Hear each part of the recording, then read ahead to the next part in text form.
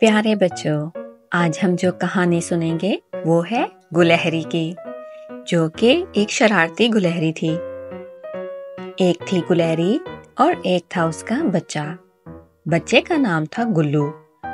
گلو تھا تو بڑا شرارتی، مگر وہ ایسی شرارتیں نہیں کرتا تھا کہ جن سے کسی کو نقصان پہنچے، اور اگر کبھی کوئی ایسی شرارت کر بیٹھتا تو معافی ضرور مانگ لیتا تھا۔ گلو کا گھر شیشم کے درخت پر بنا ہوا تھا اور اس کے ساتھ ایک نہر بھی بہتی تھی۔ گاؤں سے شہر جانے والے بہت سے لوگ اس درخت کے نیچے آ کر رکتے، نہر کا ٹھنڈا پانی پیتے اور آگے چلے جاتے۔ گلو ان سب لوگوں کو دیکھا کرتا، اور اگر کوئی مسافر اس درخت کی چھاؤں میں لیٹ کر سو جاتا تو گلو اس کے سامان کی تلاشی بھی لیتا تھا اور کھانے کی چیزیں نکال کر چپکے سے کھا جاتا۔ اگر پوری چیزیں نہ کھا سکتا تو چکھتا ضرور تھا۔ وہ اکثر سوچتا کہ یہ انسان اتنی اچھی اور مزے کی چیزیں کہاں سے لے آتے ہیں۔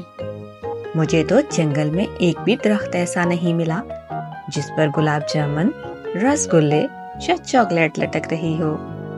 مگر اسے کیا معلوم تھا کہ یہ نعمت تو اللہ میاں نے صرف انسانوں کو ہی دی ہے کہ وہ گھر پر مزے کی چیزیں بنا کر کھا سکیں۔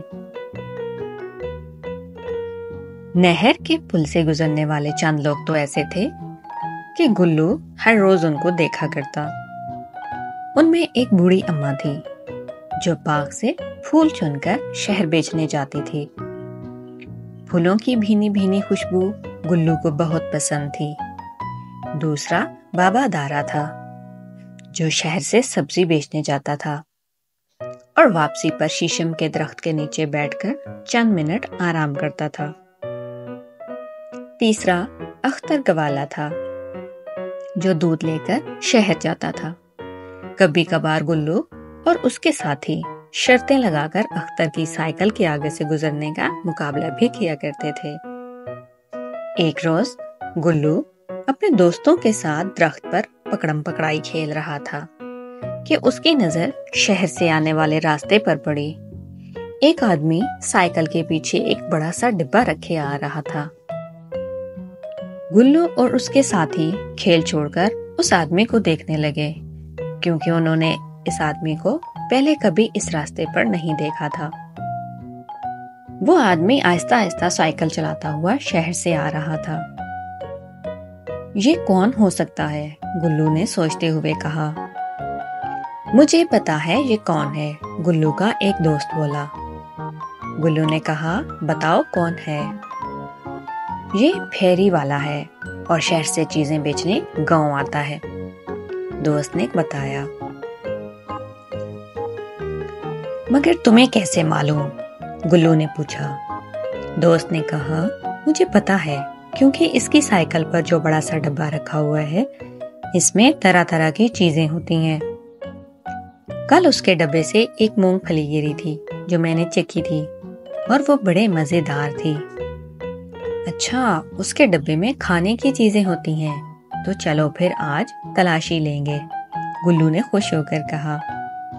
سخت گرمی کا موسم تھا۔ نہر پر پہنچ کر اس آدمی نے اپنی سائیکل شیشم کے درخت کے نیچے کھڑی کر دی اور خود نہر پر پانی پینے چلا گیا۔ گلو تو پہلے ہی موقع کی تلاش میں تھا۔ وہ فوراً ایک شاخ سے دوسری شاخ پر ہوتا ہوا نیچے کو دوڑا۔ اس کے دوست ذرا ڈرپوک تھے، وہ اوپر ہی بیٹھے رہے۔ اچانک گلو کا پاؤں پھسلا اور وہ دھڑام سے نیچے جا گرا، مگر زمین پر گرنے کی بجائے وہ سائیکل والے ڈبے میں جا پڑا۔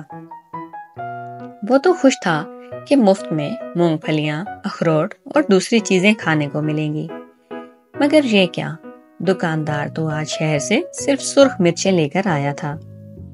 اچھا، گلو نے ایک زور کی چھینک لی اور ڈبے سے باہر جا پڑا، اور پھر تو گلو چھینکتا ہی چلا گیا۔